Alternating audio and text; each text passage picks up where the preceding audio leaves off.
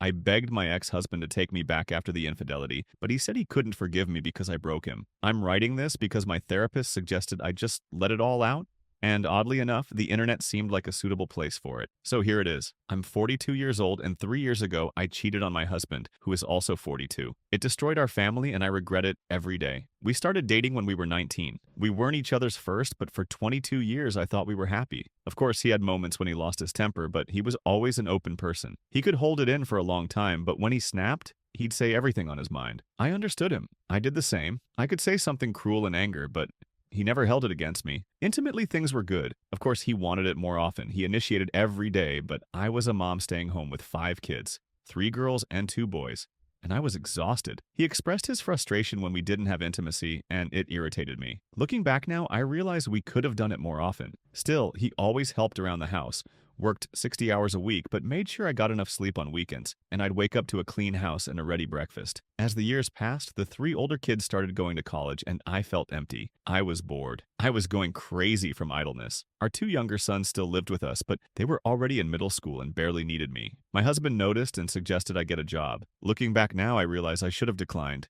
should have found a hobby, done something differently. My husband was slightly overweight but attractive. My weight fluctuated between 68 and 95 kilograms depending on the year. When I went back to work as a customer service representative, my weight was 72 kilograms and I felt great. I hadn't worked for 21 years and it was nice to be back in a team. A few months later, I started hanging out with younger colleagues who were 25. My husband supported this because I didn't have friends and I had previously encouraged him to socialize more with his colleagues. So I thought it was fair if I did the same. And those girls started putting strange thoughts in my head. They said I could find someone better, that my husband wasn't that sexy, that he was holding me back. Even one of my male colleagues said my husband was a beta pretending to be an alpha. I believed it. At the time, it seemed like my husband just talked a lot but didn't do anything. Yes, I saw him argue with people who spoke badly of him and stand up to them without issue, but I never saw him get into a fight. I don't know where those thoughts came from.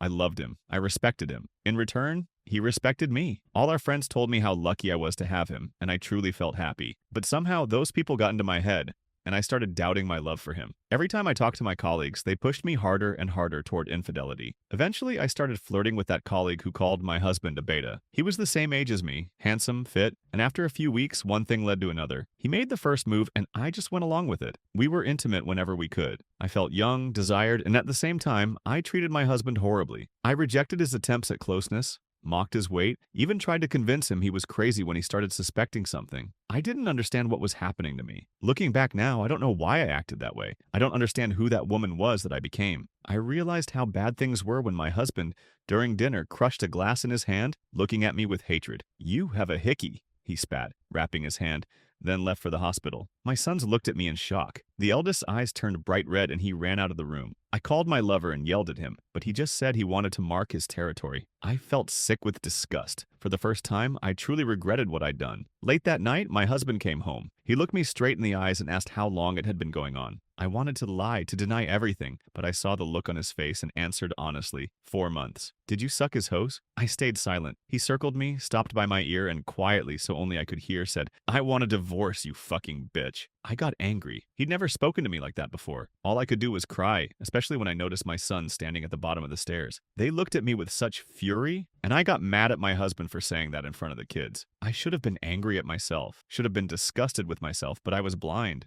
My husband immediately shut down emotionally, like a switch flipped, and in that moment, his love for me vanished. My female colleagues supported me. They convinced me I was making the right choice, that I could now spend more time with my lover, and I believed them. I didn't want to drag out our separation. My husband moved out, renting an apartment just a kilometer away. My sons started treating me like trash, and my daughters stopped talking to me. My lover started coming to my house despite my protests. He'd just show up and it drove the kids crazy, but he wouldn't leave. One day, when my ex-husband came to pick up the boys and my lover was there, he was physically more developed than my ex. But my husband just smiled and said, "Not now." He said it with a smile. Not now, but soon. After he left, I was furious. I told my lover his behavior was unacceptable, but he ignored me. When I didn't calm down, he yelled at me. It scared me. Over time, my lover started dictating what I should eat, what to wear, saying horrible things to me when no one could hear, and I let it happen. When our divorce was finalized, we agreed to split the assets 50-50, and I paid him his share for the house. Officially, we had joint custody, but my sons refused to live with me and moved in with their father. I haven't seen my older daughters in a long time. They don't pick up the phone or return my calls. I only found out one of them is in a serious relationship when my husband mentioned it in passing. But the most painful moment was signing the divorce papers. When I saw him take off his wedding ring and place it on the documents, I could barely breathe. I looked at that ring, picked up the pen, and froze. In that moment, I fully realized how much I'd ruined. I destroyed my marriage. I destroyed my relationship with my children, and I might now be in an abusive relationship. I broke down sobbing, struggling to breathe, overwhelmed, but eventually signed the papers. A week after the divorce, my lover hit me for the first time. I was telling him about my day, accidentally bumped into a table, and his phone fell to the floor. He looked at me, slapped me across the face, and called me clumsy. I called my ex-husband. The first thing he asked was, "Is he touching our kids?" I said no, and he hung up. That night, I cried. Soon, my lover stopped holding back. He started hitting me more often, and it went on for 2 months. At the time, I felt I deserved it. My ex-husband never hit me, but my lover did. I saw it as karma. It all ended when he hit my daughter, who came home from college because of the quarantine. She was the only one of the kids who stayed with me. The 2 older daughters lived with their father. One call from her, and my ex-husband showed up. He offered my lover the first punch, then beat him half to death. His face remained stone cold, without a single emotion. I begged him to stop. He looked at our daughter's face and asked which hand he'd hit her with,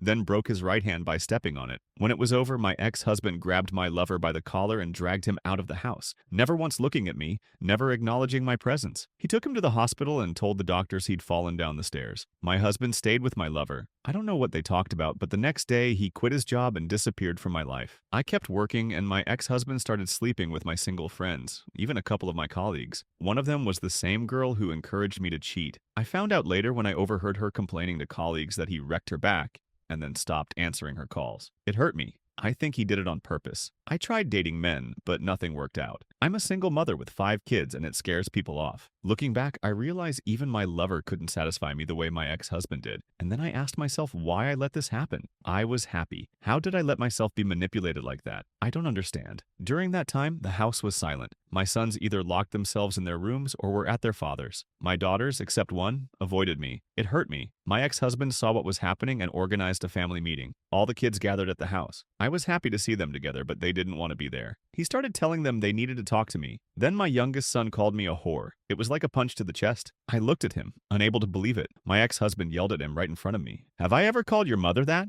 He snapped. My son shook his head silently. "Your mother takes care of you. She loves you. You will respect her. What happened between us has nothing to do with you." He looked at all the kids, and it meant more than any words. You will all start respecting your mother. Have I made myself clear? After that, my relationship with the kids started to improve. On the 2nd anniversary of our divorce, we were acting quite civilly with each other. We laughed, talked. He often came to my house to fix something or discuss the kids. For a while, it felt like my husband was back. One day I reached out to him, but he pushed me away and left silently. A month later, he started dating our youngest child's teacher. She's 10 years younger than him. They have a lot in common, and she's incredibly beautiful. I tried to stay polite while they were dating, but seeing how he looks at her, touches her, laughs with her, she became the center of his attention. And then I understood why people envied us. Why everyone said I was lucky to have him. It's devotion. Why didn't I notice it before? I had a nervous breakdown when I found out they were expecting a child and planning to get married. I came to, and he was sitting next to me, brushing the hair from my face. I just broke down sobbing and started begging him to forgive me for destroying our family. He didn't say anything, just held me, letting me talk. He came to me every day, leaving only to see his fiancée, and she even came to check on me to make sure I was okay. I don't deserve their sympathy, her kindness. She even found me a therapist, and they paid for my treatment. My therapist was brutally straightforward. She said I had a midlife crisis, and instead of talking to my husband, I let young women manipulate me. She explained that they wanted to ruin my marriage because they were single and likely would never marry, and saw me as easy prey. Misery loves company, and the fact that one of them ended up sleeping with my ex-husband only confirmed her words. After a few months of therapy, seeing that I still couldn't cope, she suggested I write a post online, create an anonymous account, and pour out my pain. It's a form of therapy, a unique alternative to group sessions. My ex-husband's new wife is a wonderful person. She often stops by to check on me, talks to me, and as much as I want to hate her, I can't. She's too kind. Their twins are just a miracle. My ex-husband sometimes stops by to make sure I'm eating, that I'm okay. He says that no matter what, I'll always be the mother of his children, and he'll always be there as a friend. Last Saturday, he came over, let me sleep, cleaned the house, and made breakfast, and I broke down crying again. I miss him so much. I miss my husband. I miss my best friend. I still don't understand how I was so easily manipulated. I'm so lonely. The kids are around, but we're not as close as we used to be. But they're here, and the one I want most isn't. He has a new life, and it's my fault. Someday I'll move on too, but right now I deserve this. I deserve everything that's happening to me. Edited. I want to clarify the situation. I wanted to talk about what my ex-husband went through, but I feel it's not my story to tell about his pain. I tried countless times to make amends, but he didn't want anything to do with me. It made things worse that my lover wouldn't leave me alone, no matter how hard I tried. He just wouldn't go away. I felt trapped. During our affair, it was some strange numbness, hard to explain, like I was watching myself from the outside. The day it all came out, I was going to end the affair once and for all, but he left a hickey on me. I remember begging my husband to give me another chance a few days after he found out about the infidelity. He just looked at me and left. He only spoke to me 3 times after that. When he tried to be civil during the divorce papers signing,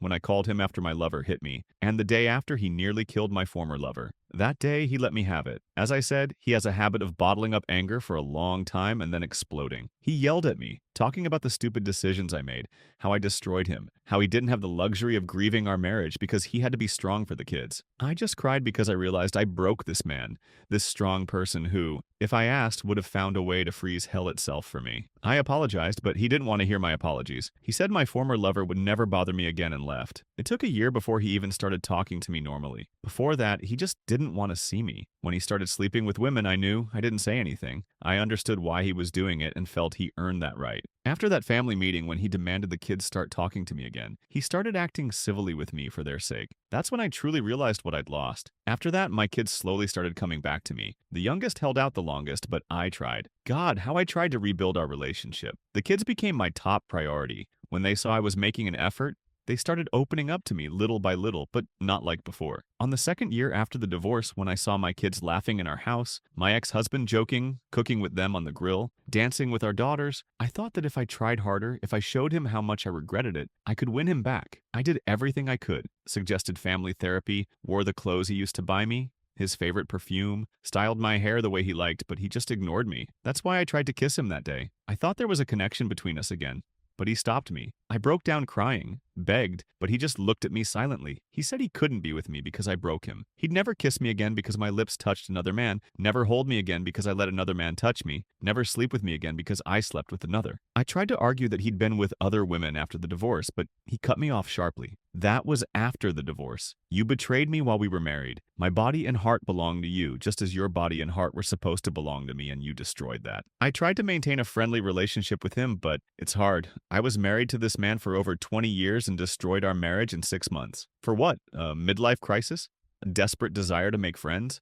A need to feel like I belonged with the young crowd? Looking back, I don't recognize the woman I became. Everything I did was unlike me. My third daughter understood everything. She held me together, helped me. I didn't even know she was home that day. Usually my former lover would hit me when the kids were gone or in the car where no one could see. I was always afraid when they left, but I let him treat me that way because I thought I deserved it. That evening, for the first time in a long time, I decided to stand up to him. I told him to get out. He didn't like that at all. When he hit me and pinned me to the wall, my daughter came out of nowhere and jumped on his back. He threw her off and hit her. I, in a rage, hit him and ran with my daughter to the garage. He started banging on the door. My daughter called her father. When my ex-husband arrived, he just kicked down the garage door. I barely managed to stop him or he would have killed him. His new wife is a true blessing for him. She gave him the chance to love again, to be himself. I didn't want to be part of his new life, but it was her initiative. She'd also been in an abusive relationship before meeting my ex-husband. She didn't want conflict, but made it clear that if I crossed a line, she knew how to fight back. My kids adore her. She was their English teacher after all. There are moments when guilt just paralyzes me. Yes, I still work at the same company and eventually became a manager. I fired those women. I knew all their dirty secrets, so it wasn't hard. I just miss my old life. That's all. Before we move on to the next story, be sure to write your opinion in the comments about this one. What struck me most in this story is that the author's colleagues at work were saying her husband was a beta, while this other guy was supposedly an alpha.